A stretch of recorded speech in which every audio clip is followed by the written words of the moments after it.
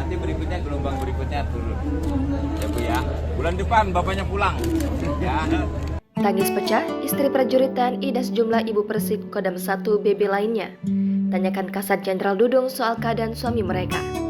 Para ibu Persib menanyakan kepada Jenderal TNI Dudung Abdurrahman terkait jadwal kepulangan suami mereka yang dikirim bertugas ke Papua sejak 2 tahun silam. Bahkan ada yang sampai menangis ketika menemui Jenderal TNI Dudung. Tangisan seorang ibu Persib yang mengawali perhatian itu pun membuat sejumlah ibu Persib lainnya turut mendekat dan menanyakan hal yang sama, termasuk kondisi suami mereka yang ditugaskan di Papua sejak 2 tahun lalu. Novi Eko Atmoko, seorang istri prajurit TNI yang berasal dari Kodam 1 Bukit Barisan ini, tak kuasa menahan tangis di hadapan Kasat Jenderal TNI Dudung Abdurrahman. Pasalnya, Novi mengaku sudah 2 tahun tidak bisa berkomunikasi dengan sang suami yang sedang bertugas di Provinsi Papua. 2 tahun belum pulang ya, Bu?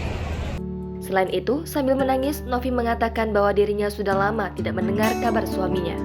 Kasat Dudung yang sedang usai melakukan kunjungan kerja di Kecamatan Medan Melawan pada Kamis 27 Oktober 2022. Mendengar keluhan tersebut, Dudung pun coba menenangkan para Persib Kota Medan. Dudung pun langsung meminta satu di antara stafnya mencatat nama beserta nomor telepon Novi agar bisa dihubungkan dengan suaminya. Dudung mengatakan personel di Papua aman terkendali.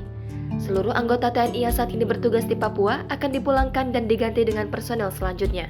Berdasarkan informasi Tribun Medan dari beberapa ibu Persib yang ada di lokasi, ada sekitar 193 personel TNI Kodam 1 Bukit Barisan dari Kota Medan yang kini bertugas di Papua.